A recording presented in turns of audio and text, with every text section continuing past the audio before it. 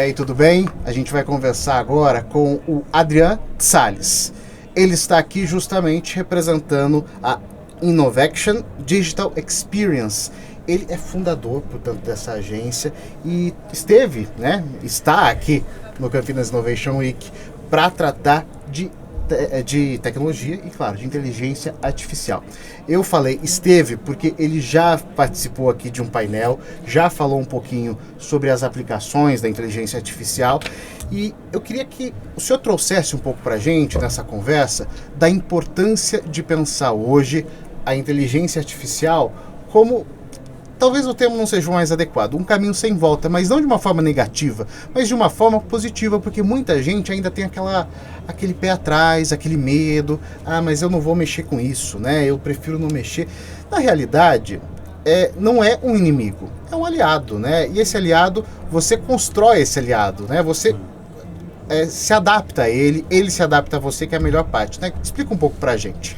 Eu acho que a gente está sendo bombardeado pela mídia a todo momento com mensagens que geram medo nas pessoas, né? A mídia fala sobre substituições, fala sobre robôs com os olhos vermelhos que vão acabar com a humanidade. Eu acho que isso afasta as pessoas da tecnologia, porque uma coisa que é muito mágica em tudo isso que a gente está vivendo hoje em dia é a democratização da tecnologia. Ou seja, aquilo que antes era algo disponível somente para algumas pessoas, principalmente pessoas com um perfil mais técnico, está disponível para todo mundo. Só que é algo que você precisa aprender. Ou seja, você precisa estar disposto a assumir uma postura de aprendiz para de fato conseguir extrair resultados dessa nova tecnologia, né, como inteligência artificial. Então, e não é algo que se aprende em cursos, né? Ou seja, é tão novo que se você fizer um curso, as chances de que esse curso esteja defasado no final dele são enormes. Então, demanda das pessoas uma postura que não é muito comum, que é o de aprender de forma aplicada. Ou seja, é um aprendizado orientado pelo problema e não pelo aprendizado em si. Então você escolhe um problema que você queira resolver e aí você vai atrás das ferramentas que podem te apoiar a resolver aquele problema de uma forma geral, né? Eu acho que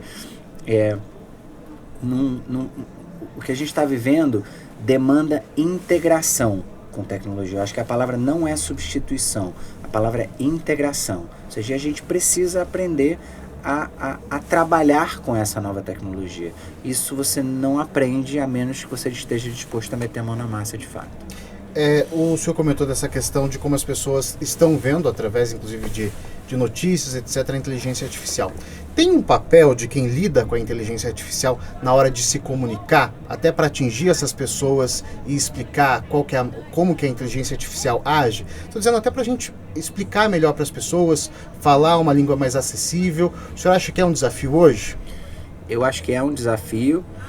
A gente está falando de uma indústria que é uma indústria que faz captações financeiras de bilhões de dólares, né? Então, quando você faz captações financeiras dessa ordem de grandeza, você precisa de fato gerar uma comoção muito grande, né? Porque do contrário os investidores simplesmente não colocam dinheiro.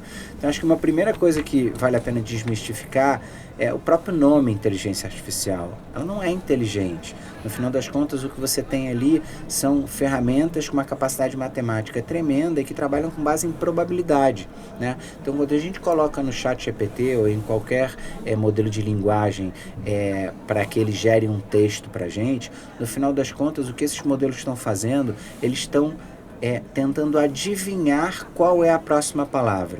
É como se eu falasse assim, eu te dou uma frase, era uma vez, e aí você tem que adivinhar a próxima palavra. E uma vez que você adivinha a próxima palavra, qual é a seguinte?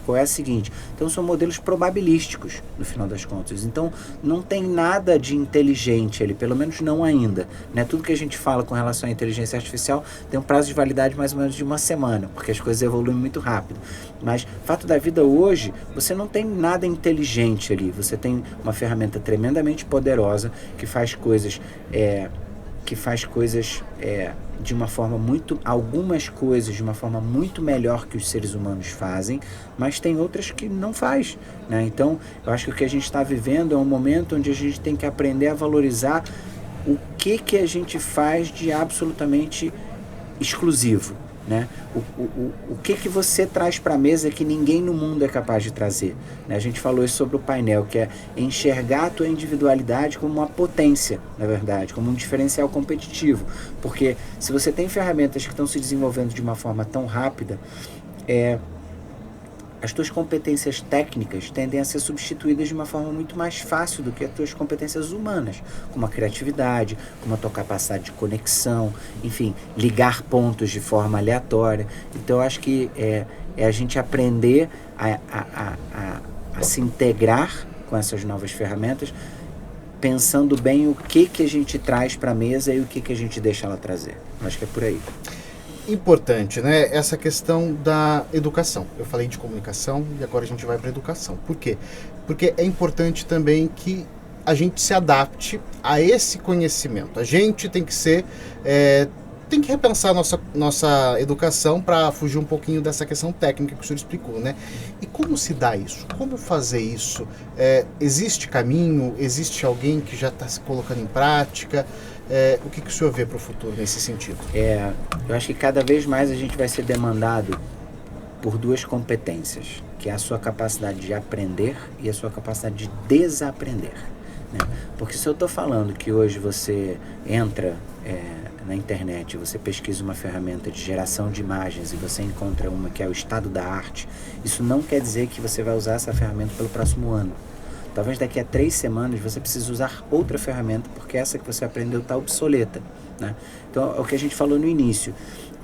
A gente foi acostumado durante muito tempo que primeiro você acumula conhecimento durante um tempo e depois você aplica esse conhecimento. Então, se você vai aprender sobre Excel, você faz um curso de Excel e você absorve conhecimento para só depois começar a resolver problemas reais usando o Excel. Eu acho que o que a gente tem hoje demanda que as pessoas façam o caminho inverso, que é escolher um problema que você quer resolver e se dedicar a resolver esse problema com as ferramentas disponíveis. Ao tentar fazer isso, inevitavelmente você vai começar a aprender sobre as ferramentas. E você vai aprender sobre o que ela é capaz de fazer e o que ela não é capaz de fazer, né? Porque a inteligência artificial não deveria ser colocada dentro das empresas, dentro dos negócios, de forma indiscriminada. Não é, coloca a inteligência artificial e resolveu todos os problemas da empresa. Não é assim que funciona. Você precisa, de fato, entender onde que ela se adequa mais, onde que ela se adequa menos, onde que eu tenho que pensar em fluxos que envolvam seres humanos em determinadas etapas, né? Então, eu posso te colocar para fazer um atendimento, posso colocar uma IA para fazer o seu atendimento ao cliente, mas, eventualmente, eu preciso que um ser humano entre na história. Por quê? Porque a IA não vai dar conta de um determinado caso. Então, esse tipo de coisa só se aprende metendo a mão na massa. Não é em cursos. E o que eu acho mais legal disso tudo é que está disponível para todo mundo. Não tem mais aquela história de, não, mas eu não sou da área técnica, isso não é para mim. Não, as ferramentas são para todo mundo, porque você está falando de ferramentas que trabalham com interações conversacionais, né? A gente começou lá atrás com a inteligência artificial com base em prompts, né? Então você dava os comandos e aí o prompt tinha que ser escrito de uma determinada forma, e hoje a gente está partindo para uma conversa. Você simplesmente começa a conversar com uma IA e ela vai entendendo o que você fala, você vai interagindo e vai direcionando para onde você deseja. Então, acho que é um processo novo para o ser humano aprender dessa forma. E a questão, então, até se amplia, né? Quando a gente fala de educação, não só para aprender a lidar com o problema ou com a inteligência artificial, mas a educação humana que a gente precisa. Ela tem que ser muito mais aprofundada, se assim dizer, ou focar mesmo numa leitura de um conhecimento robusto, teórico, enfim. Não sei, o que o senhor enxerga dessa maneira? Eu acho que tem uma coisa que não vai deixar de ser humano, que é a curadoria. Ou seja, quando eu te entrego um texto, eu preciso que você tenha, por mais que o texto esteja tremendamente bem escrito, eu preciso que você seja crítico ao olhar aquele texto. Não dá para simplesmente aceitar, né? Os modelos de linguagem, ChatGPT, Gemini, todos eles têm uma capacidade tremenda de escrever barbaridades de uma forma tremendamente coerente e convincente. Então, eles fazem parecer que é verdade, mas no final das contas não é uma verdade.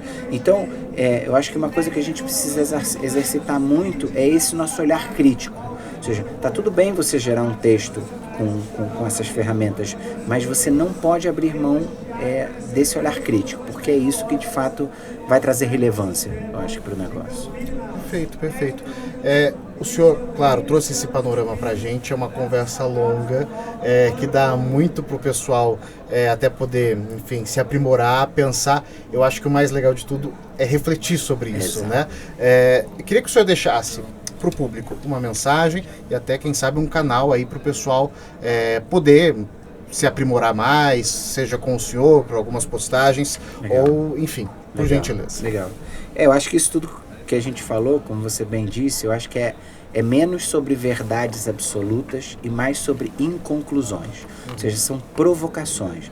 A receita não está pronta.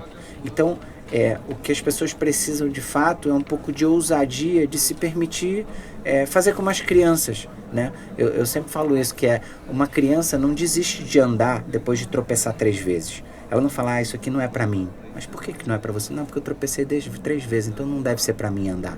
Não, a criança simplesmente erra porque ela continua, porque ela entende que o erro é parte do processo de aprendizado, né? Então eu acho que a gente vive esse momento, ou seja, um momento onde as ferramentas estão todas disponíveis, de uma forma geral, grande parte delas você tem uma faixa gratuita onde dá para fazer muita coisa.